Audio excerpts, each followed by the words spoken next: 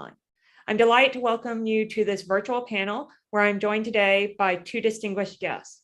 To begin with, Steve Moore. Steve Moore is the former economic advisor to the White House, a distinguished visiting fellow for the Heritage Foundation's Project for Economic Growth, and the author of Who's the Fairest of Them All? The Truth About Opportunity, Taxes, and Wealth in America. Steve Moore formerly wrote on the economic and public policy for the Wall Street Journal and was a senior economist under Dick Armey's Joint Economic Committee, and he played a large role in the creation of the fair tax proposal. Additionally, I'm joined by Robert Bork Jr., who is an experienced advocate specializing in the development and implementation of communication strategies in support of litigation and legal policy. He is the president of the Antitrust Education Project and recently reissued his father's book, The Antitrust Paradox, A Policy at War with Itself. In his many years of experience managing the public environment surrounding high-risk, high-profile litigation, he has worked on behalf of CEOs and general counsels of major U.S. and international corporate clients and their lawyers. Thank you both for joining me this afternoon. Thank you. Thank you. So let's lay the kind of background of why we're here and having this conversation. So today, this panel is going to focus on current proposals that would seek to either lead to much more aggressive antitrust enforcement and potentially harm consumers, or even to change the underlying elements of our antitrust law in the United States. A lot of these proposals are grounded in kind of a sense of techlash, a frustration and anger against some of the tech giants that have impacted many Americans' lives. We hope that this conversation will facilitate an ongoing discussion on how these lawsuits and this legislation might change current standards and forget about consumer protection. But with that in mind, to get started with, let me just ask you both, why should the average person care about antitrust law? Steve, I'll start with you, or Bob, either one. Sure, I'll take a swing at that and then turn it over to Bob Bork.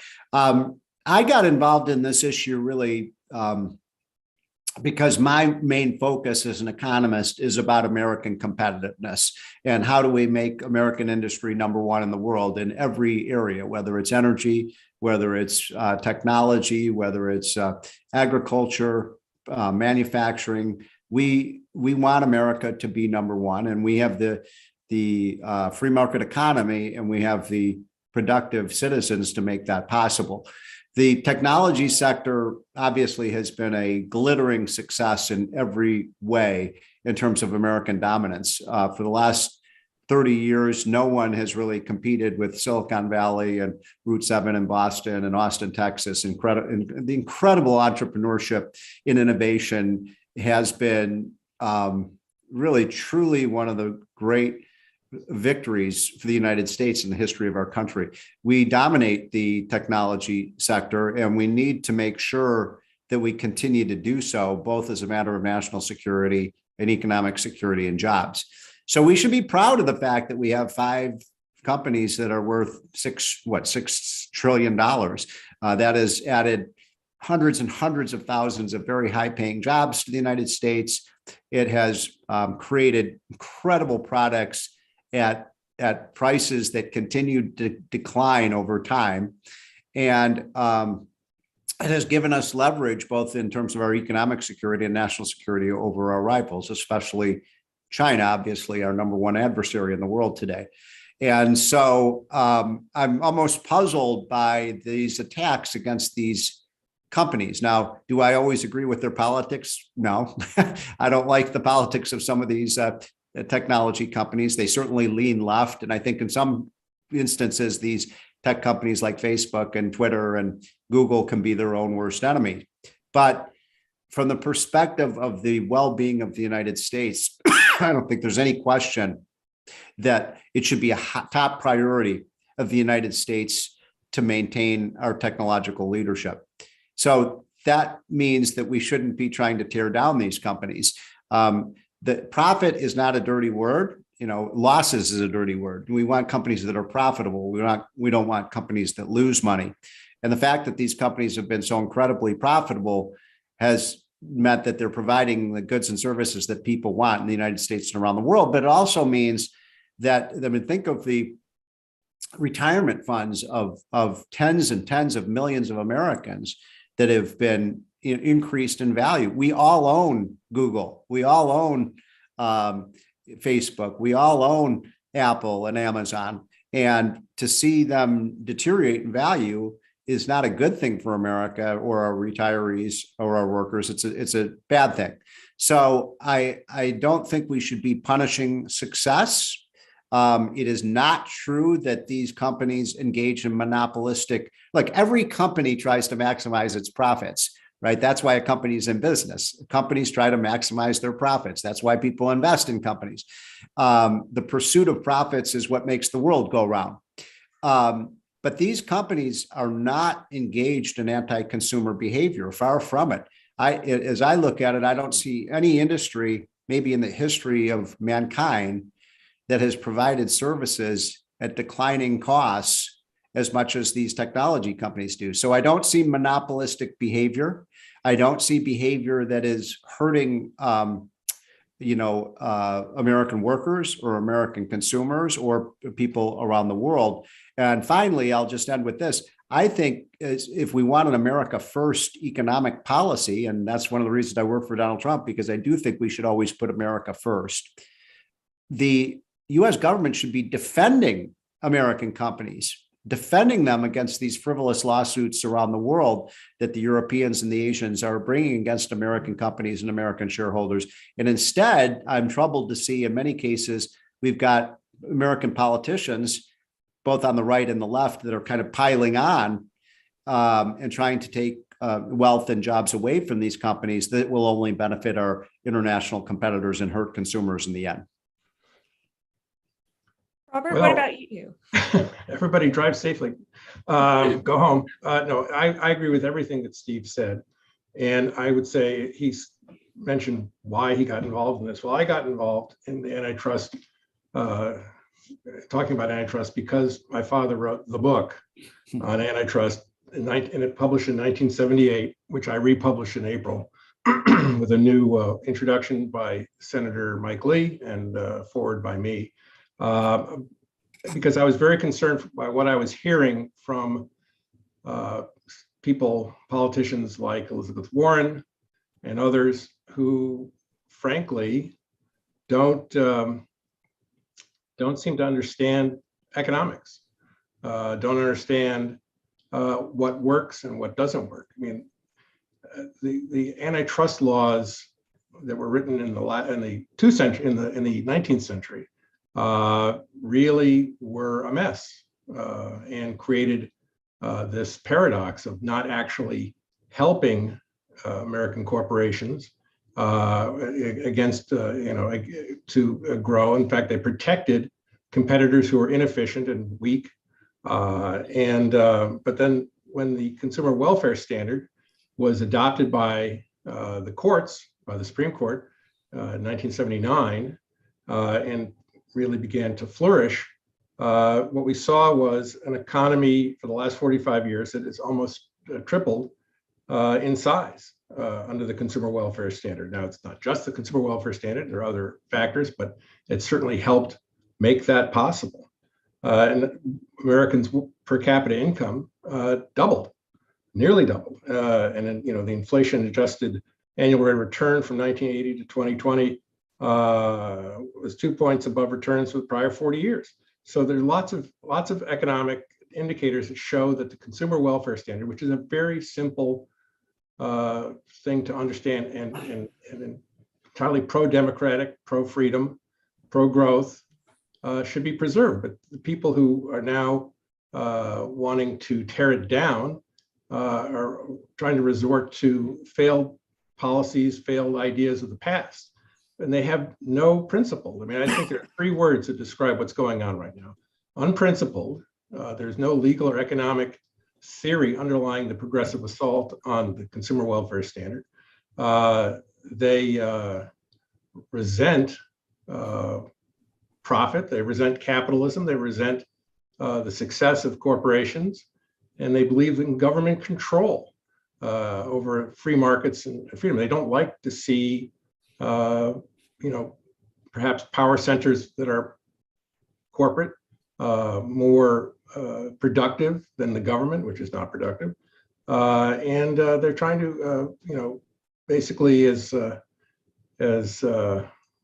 Phil Graham and wrote in the Wall Street Journal the other day, they're trying to institute class warfare here. And it's a recipe for disaster. And I would just argue that we don't need that, and we certainly don't need the woke politics that are being inserted into antitrust now at the FTC and the DOJ and in the bills that are being written in Congress.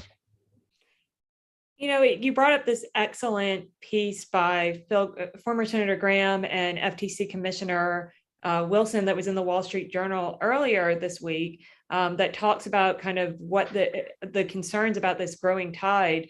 It's interesting, though, that we've really seen this focused in some cases on big tech, which has really been this supercharge for economic growth, as you mentioned, and been really successful and one of the great things in driving America's economic success.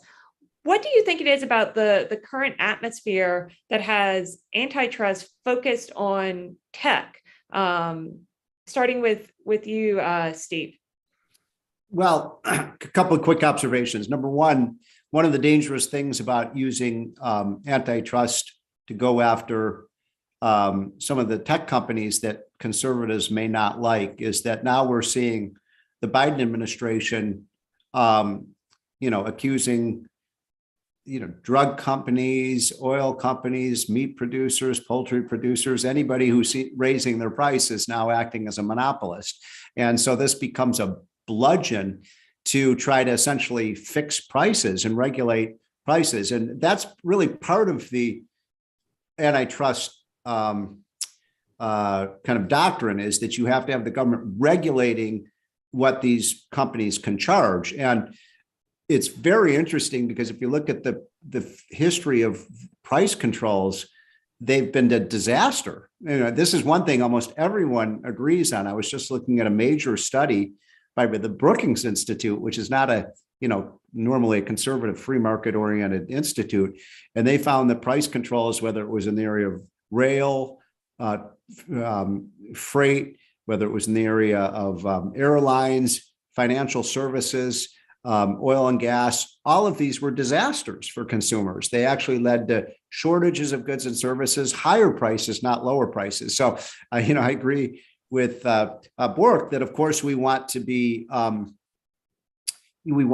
make sure that these moves that we're making are actually helping consumers. And I'm here to tell you, no, traditionally, these kinds of efforts to regulate these industries has led to less productivity and higher prices, not lower prices. Now, why are so many people in Washington on Capitol Hill going after from these tech companies? It's the same reason that Willie Sutton robbed banks, because that's where the money is, and these are industries that have been flourishing, and they can't leave them alone. And of course, the other factor is that is frustrating to me is the political bias of these companies has really been very foolish. They've been politically naive and continuing to discriminate against conservative voices in ways that have, alienated and irritated, half of their consumers. And so people run to Washington to regulate them. But I would just make one last point about this.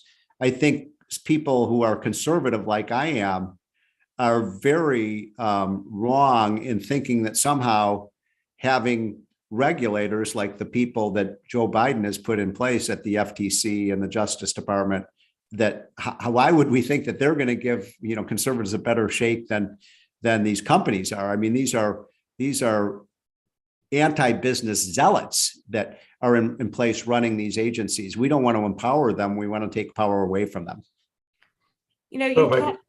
Can I just add something here? Why are they going after big tech? I think, frankly, it's a little bit of political sleight of hand by the Democrats. Let's wave the red cape at the conservatives and say, look at those big tech companies. It won't stop with the big tech companies.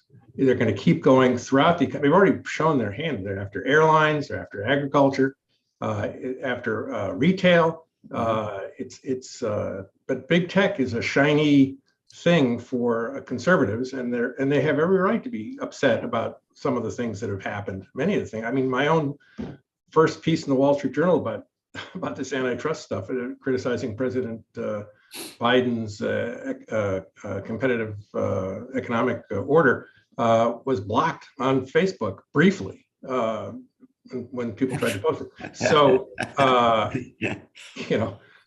they don't. I can understand why they're upset, but that's not the answer. Busting up companies and allowing the left to have really broad and deep controls over the economy to the point of perhaps even fossilizing the economy is a huge mistake. And I would just urge conservatives not to fall into that trap. So you both mentioned some of what we've seen in terms of this rhetoric on the Hill. We're also, though, seeing litigation. We're seeing cases brought against some of these big tech companies on antitrust claims, notably Google and Facebook, but we've also heard accusations or investigations against other companies as well. Starting with you, Bob, I was wondering if you could kind of explain a little bit about what lawsuits in this space would ultimately look like. What are kind of the theories of antitrust that we see, and how does the current law, the consumer welfare standard, analyze those cases? And what would it ultimately mean if the government was successful in these cases? Well, there are a lot of different kinds of cases, and I got to say that I'm not opposed generally to bringing enforcement actions if they follow, the law. What you also, though, have in an enforcement action that you don't necessarily have in Congress, where they rewrite the laws to make anything possible, any sort of enforcement possible, is you have the benefit of having generations of judges in the courts, federal courts particularly, who understand the economics and the law of consumer welfare.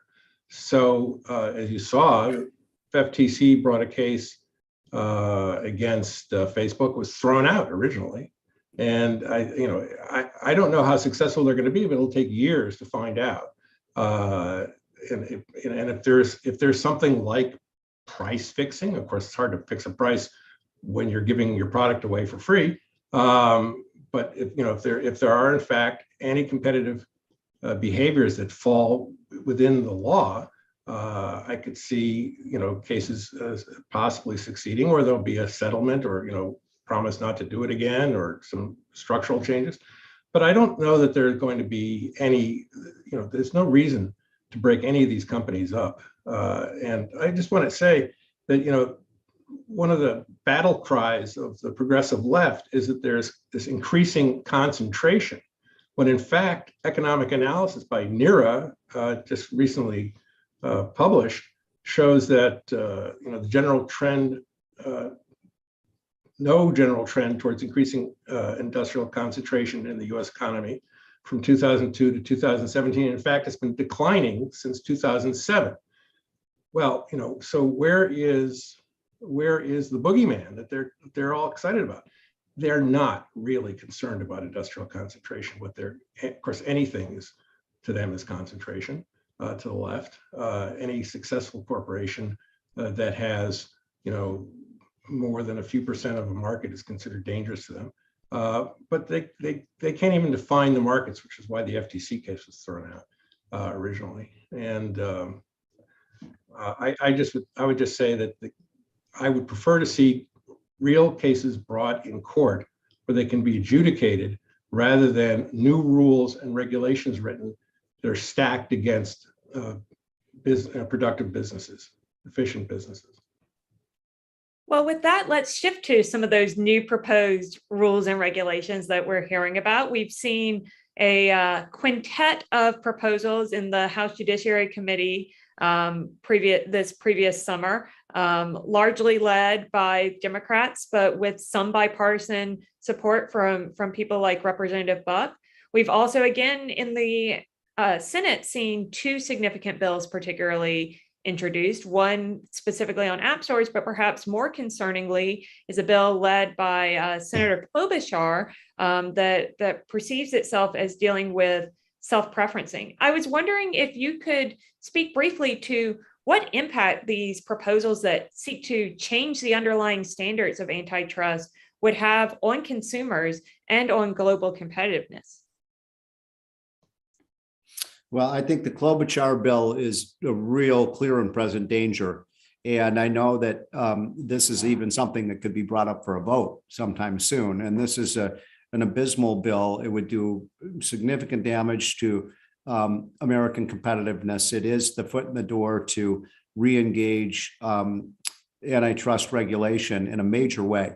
And listen, I believe there's 4 or 5 pillars of prosperity. These come from Art Laffer and Larry Kudlow and others who basically say, you want low tax rates, you want, economic freedom and a rule of law, you want low tariffs, and you want a light hand of regulation. That is part of our formula for success in America. It's called the free enterprise system. This would be the Klobuchar bill, in my opinion, would be one of the most invasive regulatory structures that I've seen in my 35 years of being involved in economic policy. I think it would be ruinous for the American economy. It would give massive new powers to our federal regulators. And I'm troubled by the fact that there are a number of Republican senators that have signed on to this legislation. Wait a minute, I thought we were the anti-regulation party. I thought we were the party wanted to, make sure that we got government off the back of our businesses. This is what we did under Trump, and the deregulations had a very, very positive impact. So, for example, the idea that the government's going to regulate what these acquisitions, mergers and acquisitions. Mergers and acquisitions are one of the stalwarts of the American free market capitalist economy. They are what lead to the incredible entrepreneurial spirit that you have. People can start a company in a garage and build it up in a year or two and then sell it for $50 million or $100 million. That sparks innovation. It doesn't reduce the number of companies that are started in America. The fact that you have companies like Google out there and Apple and Amazon that can pay huge prices for these companies is what actually leads to the very innovation that has made America number one in these industries. So it has to be a high priority to stop that bill. And I feel confident that we can, as people become really familiar with the powers this would give to the state over our enterprise. And by the way, just as we've been in the half hour or so we've been doing this conversation, something just came across my screen that Bernie Sanders is now proposing a 95% windfall profits tax on energy companies and so on. Well, that's exactly the same idea. What's wrong with profits? Profits are what lead to, more supply in goods and services. And so this is the environment we're living in. It's just attacking companies if they make money, and it doesn't make any sense. And it's very, going to be very counterproductive of American workers and investors and consumers. And I want to just repeat that point that Bob made. We're talking about industries with respect to the high-tech industry that have had the most rapid decline in prices of any industries in the history of mankind. And in some cases with Google and Facebook, and they basically give away these products for free.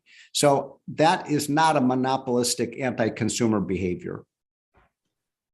Look, there's a lot of new laws being proposed, some of which are perhaps going to get to the floor and actually, in the Senate, but maybe not. But underlying all of them is this strange notion that corporations should not be allowed to grow.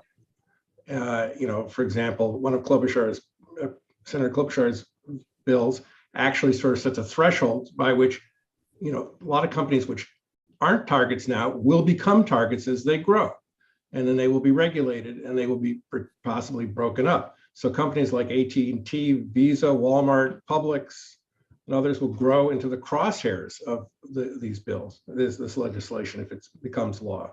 And, they also want to shift the burden of proof in another bill from the regulator to the defendant. The regulator, the FTC or the Justice Department, won't have to prove that there's monopolistic behavior. They'll require the companies to prove that they weren't being monopolistic, which is kind of, I think, unconstitutional in a way.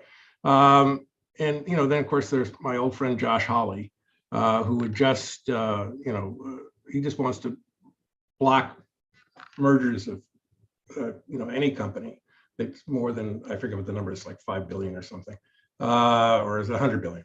But hey, he's certainly outdone by Elizabeth Warren, who just introduced a bill that says no company, no merger over $5 billion will be allowed, not even critiqued, just you can't do it. So if you want to absolutely fossilize and stultify the American economy, oh, and by the way, at a time when we need growth, I mean, my God, look at what's going on. Stagnation, inflation, we can't just, turn off the keys on the engine of growth of this economy and expect, good things to happen. They're not. It's going to be awful. So Warren's bill is, what tells you exactly what progressive wants. It's a tell, if you will, and it's extreme, but it does serve the purpose of making Klobuchar's legislation look somewhat less bad. And if anybody falls for that, particularly on the conservative side of the aisle, they're making a huge mistake.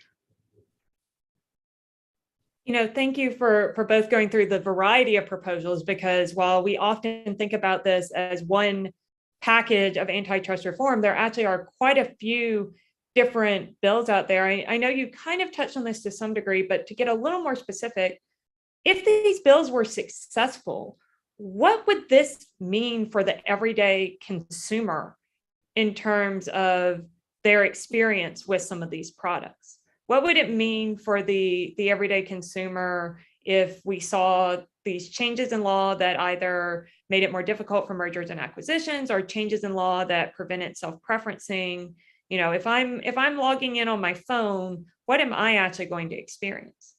Well, let me just start by saying that consumers aren't the ones who are complaining, right? Right. I mean, a lot of this is being driven by competitors that can't build, since when in America is building a better mousetrap a criminal activity, right? So it'd be one thing if consumers were complaining, but they're not. They like using Google. They like buying the Apple iPhone. They like the services that, these social platforms provide, and at low cost. So this has not, in my opinion, has nothing to do with consumer welfare. And that's why they don't even want to use the consumer welfare standard, because this isn't, let's not pretend that these kinds of regulations will help consumers. They won't. They'll hurt consumers and raise prices. Now, who are complaining? Some of the competitors of these companies. That always happens. That people who are being outcompeted run to Washington to get relief, and this is a classic example of that. And the thing that people need to remember is that we're not just talking about competitors in the United States, smaller competitors. The major competitive, challenges to American tech is coming from China. Let's be very clear about that. And, that China wants to take over from American tech superiority. And God forbid that day arrives. Well, our regulators are playing right into the hand. Who do you think is the biggest winner of all of this? China is. China and the Chinese companies. So, we have a good example. And by the way, I'm not against foreign competition. I'm a free trade guy. I think, that trade and competition are things that lower prices. But we have a perfect example of what's going on now with TikTok really becoming a very serious rival to Facebook. I just wrote a column about this, that, Facebook, so far this year has lost somewhere in the neighborhood of $300 billion in market share. The regulators that want to, break up Facebook, they're too late. The market is already doing that, and it's happening because of competition. And so, you've got TikTok, a Chinese company that is being kind of benefited from these attacks by American regulators against American companies. And of course, I often, when I talk about antitrust, like to talk about how we've heard some of these concerns before in previous eras. And what we've seen is oftentimes innovation can be our best competition policy. Yes. I'm going to throw out, one or two more questions. I'd like to remind our attendees, there is a Q&A feature or a chat feature. If you want to ask our panelists questions, we'll have time for some of that in a few minutes here. You guys have both hit on a lot of great things with this really being about consumers in the experience. I'm curious, what is your favorite strategy to explain to the public what is going on in this topic? Why we're seeing these radical changes proposed? That these are radical changes to competition framework proposed. I know you both have written in various publications on this. What have you found resonates the best with your audiences? Just talking about, what has been accomplished over the last 40 some odd years since the advent of the consumer welfare standard, and what the regulators and politicians want to do to it, and the effects that quite obviously that will have. One thing I'm concerned about is, the powers being developed and expanded at the FTC, and the powers being that would be expanded in these new bills. Basically, you're going to put Lina Khan, essentially give her a de facto board seat on every company in America. It'll be as if, and we'll invite her into the boardroom, and companies won't know what they can and can't do, because there's really no objective standard. It's all entirely subjective. If they don't like a company because it's either too profitable, or maybe the policies are not woke enough, or whatever, they'll bring cases. And again, this is going to be fossilizing, capitalism. My only hope is that this only goes on for a couple more years, and we get back to pro-growth policies. I would just add to that I'm old enough to remember, the birth of the kind of internet era, back started in the mid 80s, late 80s. And at that time, we saw this kind of exciting new frontier of enterprise. And the whole strategy of those of us on the right was keep the internet tax-free and keep it regulation-free. Let this be the Wild West. And we kind of let that happen. And my God, these incredible companies sprouted from all over and created trillions and trillions and trillions of dollars of wealth and trillions of consumer welfare. By the way, the amount of benefits to consumers has been, by some estimates, an order of magnitude larger than the profits that these companies make. So by far the biggest beneficiaries of these products, whether it's Amazon bringing products right to your doorstep in 24 hours, or whether it's Google with their searches and Facebook creating this whole social network, has been so enormously beneficial to our society. It's hard to think back what it was like 35 years ago before these companies existed. And so now it's so disheartening to me to hear people say, oh, now we need to regulate them. We're doing just fine the way it is. And when you talk about people like Lina Khan, she's a 32-year-old lawyer who's never done anything. She knows nothing about business. She's never run a business. I love these people. I think what's so hypocritical is you've got all these regulators in Washington talking about monopoly profits. Why don't they go out and start a company and show that they have any concept of how to make a profit? Because it ain't so easy. Exactly. So we focus our conversation on Washington because there are a lot of concerns about what's going on in the Hill and at the regulatory agencies. But we've also seen that this is part of a larger global debate, that we've seen a movement towards more aggressive antitrust enforcement, particularly against some of these supranational and global tech companies pop up. I'm thinking particularly in Europe with the various policies we've seen proposed there. I was wondering if you could speak a little bit about the global debate that's going on and how that could impact Americans and American companies in the future. Well, Steve mentioned a minute ago, the famous Willie Sutton line about why does he rob banks? Because that's where the money is. And I would say, I think that the antitrust authorities that are, in Europe and India and Asia and Australia, they're all expanding into this space because that's where the money is. And I would note that Europe, for all of its aggressive antitrust regulation, really is a place where these kinds of companies can't innovate, they can't grow, they won't. The overall employment in Europe is pretty much where it was, decades ago. They are not engines of growth. We are, because we allow this kind of expansion and innovation. And people who you were asking a minute ago about what the cost to consumers is. Well, I mean, just also point out the cost in jobs. There will be, less innovation, fewer jobs created if we start kneecapping these companies, not just the high-tech companies, but all the other companies that they're going to go after. I don't know if I answered your question, but that's you did. As I say, Steve, do you have anything to add on kind of what we're seeing out of other countries? Totally agree. Another question is kind of, as I mentioned, we've heard some of these similar conversations in past eras. Is there anything that you think makes this particular moment unique when we're talking either about the government cases against big tech companies or about what we're hearing in Congress, where we should really be more concerned about what's going on, or how should consumers who are recognizing the potential consequences voice those concerns about what's going on? I'm not sure I understood exactly what the question was there. So just, is this time different? Sometimes we hear claims from particularly proponents of these policies that, maybe in the past they didn't need to take these things into account, but tech is unique. Would you say that that's true or false?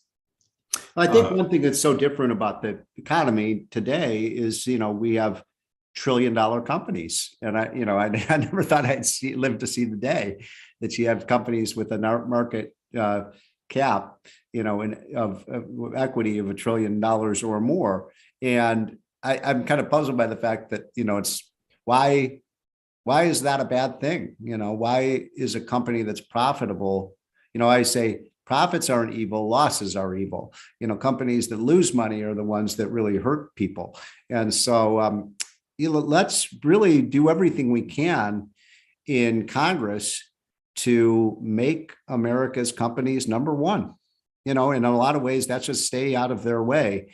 I'll tell you, when you look at the losses that Facebook has, suffered this year, and I don't say that with any joy. I mean, people are really hurt by all these declines in their market cap. But I wouldn't be surprised if those losses were to continue. Pretty soon, this company that we thought was a monopoly, they're going to be knocking on the door for federal subsidies, because they start losing. That's what typically happens, So I'm a kind of laissez-faire guy. I think if it ain't broke, don't fix it. And I don't see any real problem right now in our tech sector. They're doing, incredible work, incredibly innovative, coming out with new products that are exciting every month. And I want them to stay ahead of the curve, ahead of German companies and Chinese companies and Russian companies, because these other countries want to knock America off its perch. And let's not make that easier for them to do it. Yeah. Well, I have one last question for you guys, and then if there aren't any further questions in the chat, we will wrap up.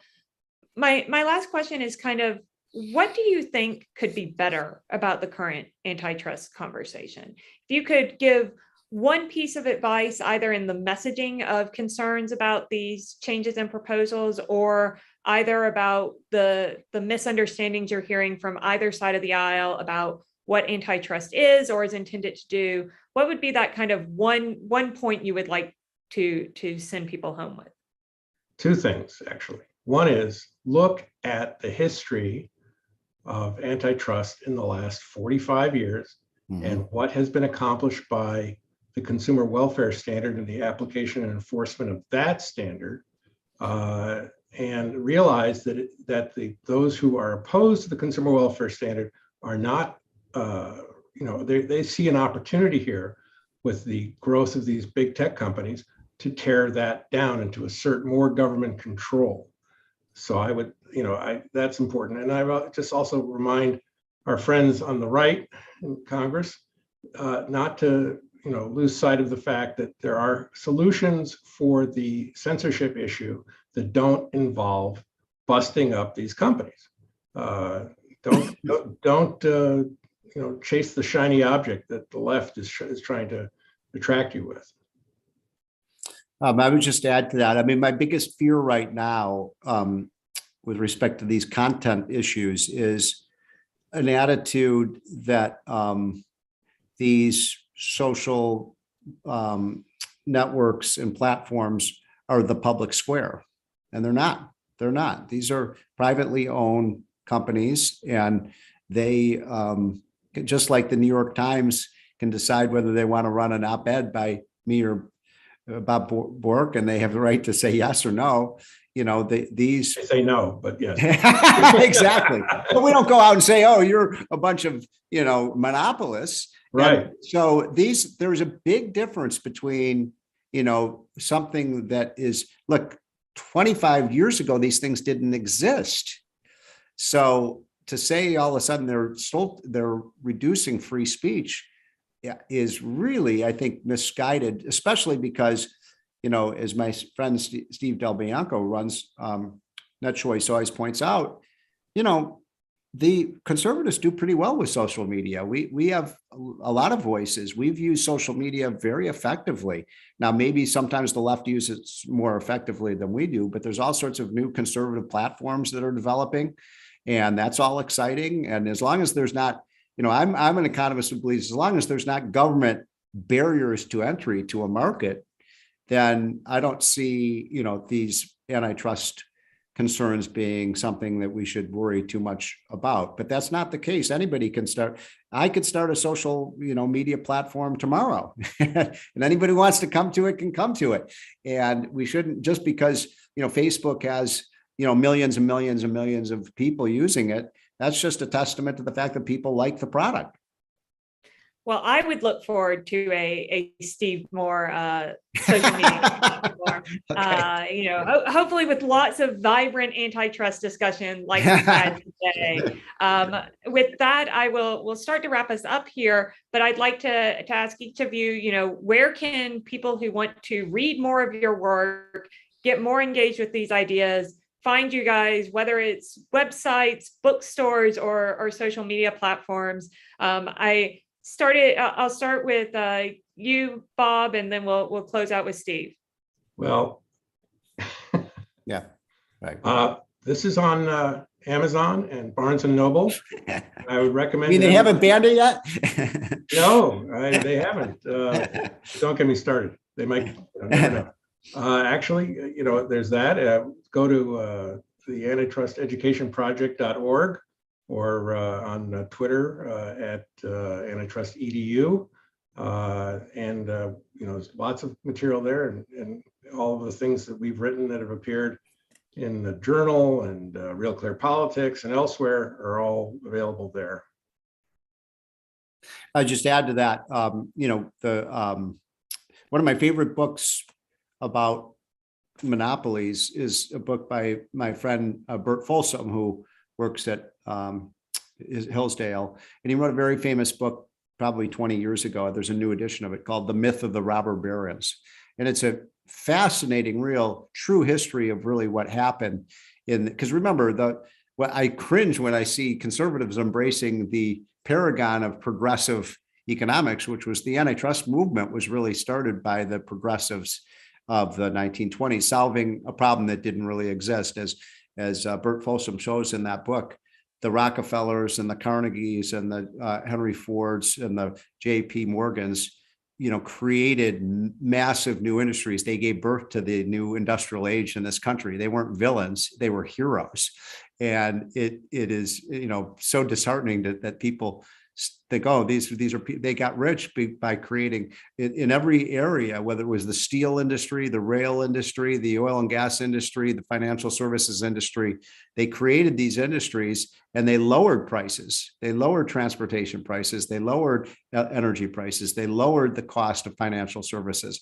So the whole premise of this really was built on a faulty and erroneous case, which was these quote monopolists were destroying America when in fact they were building America. And in much the same way, I mean, what we're seeing now is really kind of a repeat of what we saw 100 years ago, except in a new, even more exciting realm of our society, which is technology. Well, I would like to thank you both so much for your time and joining us today, and to all of those of you who joined us online live or will be watching recordings in the future. As I said, my name is Jennifer Huddleston and I'm Policy Counsel with NetChoice. If you're interested in learning more about NetChoice's work on this issues, you can find mine and other of our team's work at netchoice.org. And with that, I